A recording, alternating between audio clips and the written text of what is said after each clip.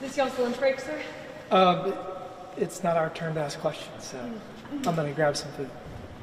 Just generally, how would you characterize what you've heard so far? We're just getting started. We're laying the foundation. We're going to get the facts out, and we're going to understand exactly how the Bidens made millions of dollars off of China, Ukraine, Russia, and what exactly Joe Biden knew and when.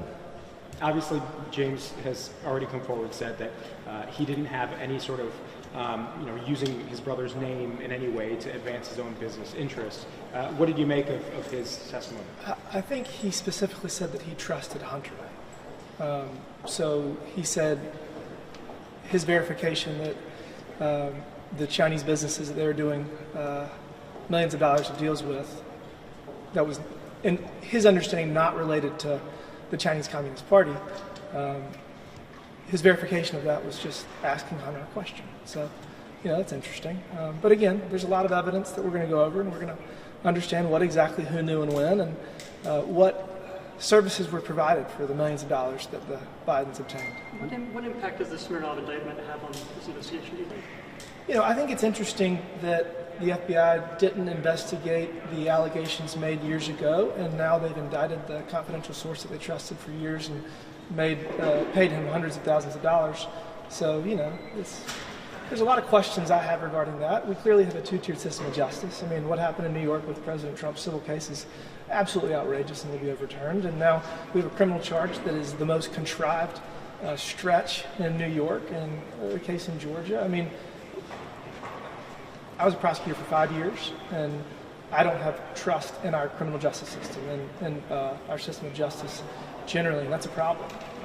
As a member of Congress, I don't trust the justice system. The American people don't either. So we need to restore that trust, and that's what we're trying to do. So what impact does this have on the investigation? Again, we have to figure out what Joe Biden knew and when. Obviously, Hunter Biden made some decisions that were likely illegal, and that is going through the Department of Justice. But, I mean, it was like pulling teeth to even get them to investigate. So we're doing the job that the Department of Justice is supposed to have done, and it seems that they're impeding that process either through inaction or through action. So that's what we're going to figure out, and that's what today's for, and that's what next Wednesday's for. But yeah, Came out just a few days ago that James Biden, trying to negotiate with this healthcare entity, did invoke President Biden's name. Is that coming up at all today? We've only had an hour so far. I have a feeling we'll have at least 3 or 4 more, so I'm sure we'll get to that. What I want to know is what loans were made from Joe Biden to James Biden, because obviously these loan repayments are very interesting. Most people document these things, or at least you can show where the money was transferred from one individual to another.